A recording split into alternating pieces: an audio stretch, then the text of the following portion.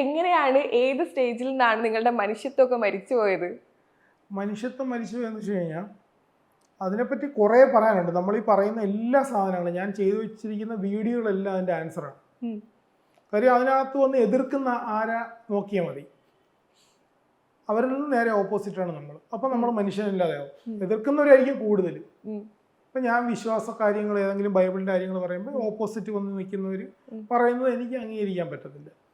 ഇല്ല അവർ പറയുന്ന മനുഷ്യത്വം, ഇപ്പം പള്ളിയിലെ അച്ഛന്മാർ പറയുന്ന മനുഷ്യത്വം എനിക്ക് അംഗീകരിക്കാൻ പറ്റത്തില്ല. താങ്കൾ ശരിക്കും മനുഷ്യത്വം മരിച്ചു പോയി എൻ്റെ ഉള്ളിൽ എന്ന് പറയുമ്പോഴും നമ്മൾ ഉറപ്പായിട്ടും നമ്മളെ ഇൻബിൽഡ് ചെയ്തിട്ടുള്ള കുറെ കാര്യങ്ങളുണ്ട്. ഒരു എംപതി. ഇല്ല, എൻ്റെ ഉള്ളിൽ ഞാൻ രണ്ട് രീതിയിൽ കാണും. അതുകൂടെ പറഞ്ഞിട്ട് പോവാം. ഞാൻ മനുഷ്യത്വം എന്ന് കാണുന്നത് മനുഷ്യനിലുള്ളതെന്തോ. ഓക്കെ, അത് മനസ്സിലായില്ലേ? മനുഷ്യനിലുള്ളതെന്തോ.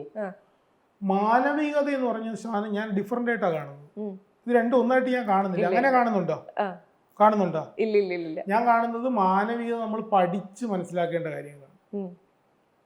മനുഷ്യത്വം മനുഷ്യനിലുണ്ട്. മനുഷ്യനിലുള്ള പല കാര്യങ്ങളും നമ്മൾ മാറ്റേണ്ടിയിരിക്കണം, അല്ലേ? നമ്മൾ മനുഷ്യനിലുള്ള പലതും നമ്മൾക്ക് മാറ്റി പഠിച്ച് മാറ്റിപ്പോകാൻ പറ്റും.